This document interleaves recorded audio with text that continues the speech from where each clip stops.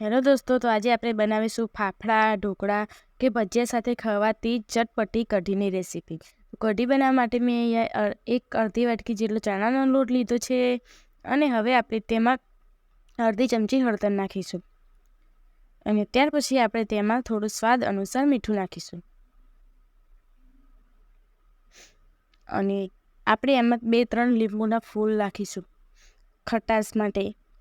તમારા જોડે ખાટી છાશ હોય તે પણ તમે ઉપયોગ કરી શકો છો. મેં અહીંયા લીંબુના ફૂલ અને ખાટી છાશ બંને ઉપયોગ કરી છે, જેના લીધે આપણી કઢી ખાટી મીઠી બને. તો આપણે તેમાં છાશ ઉમેરી અને આ બધી જ વસ્તુઓને આપણે સારી રીતે મિક્સ કરી લઈશું અને આને સરસ એવી રીતે મિક્સ કરવાનું છે, તેના લીધે તેમાં ગાંઠો ના રહે અને આપણી કઢી પરફેક્ટ બને.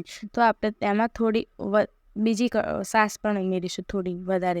આપણું બેટર થોડું જાડું હતું એટલા માટે. અને આ બધી જ વસ્તુઓને આપણે સારી રીતે મિક્સ કરી લઈશું. તો કઢી વઘારવા માટે મેં અહીંયા એક તપેલીમાં 3-4 મોટી ડાકલી તેલ લીધું છે અને તેલ ગરમ થઈ જાય એટલે આપણે તેમાં રાઈ નાખીશું અને રાઈ સારી રીતે ફૂટી જાય એટલે આપણે તેમાં થોડા લીમડાના પાન નાખીશું અને તીખાશ માટે થોડી હિંગ નાખીશું અને તીખાશ માટે આપણે તેમાં એક મરચું કટિંગ કરીને રાખ્યું છે તે નાખી દઈશું અને હવે આપણે તેને થોડીવાર સોતે થવા દઈશું.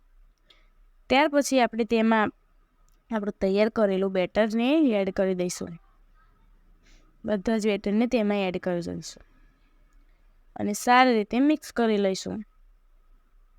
તો તમે જોઈ શકો છો કે મેં બધી જ વસ્તુઓને સારી રીતે મિક્સ કરી લીધી છે. તો આપણે આ રીતે તેને મિક્સ કરી લેવાનું છે. તો હવે આપણી કઢીની કન્સિસ્ટન્સી થોડી ઠીક લાગે છે એટલે આપણે તેમાં થોડું પાણી ઉમેરીશું, 1 ગ્લાસ જેટલું, અને આ બધી વસ્તુઓને આપણે સારી રીતે મિક્સ કરી લઈશું. તો બધી જ વસ્તુઓ આપણી સારી રીતે મિક્સ થઈ ગઈ છે અને આપણી કઢીનો કલર એવો સરસ આવી ગયો છે. તો હવે આપણે તેમાં અડધી વાટકી જેટલી ખાંડ ઉમેરીશું, તેના લીધે તેમાં ખાટો મીઠો સ્વાદ આવે એટલા માટે. અને આ બધી જ વસ્તુઓને આપણે સારી રીતે મિક્સ કરી લઈશું.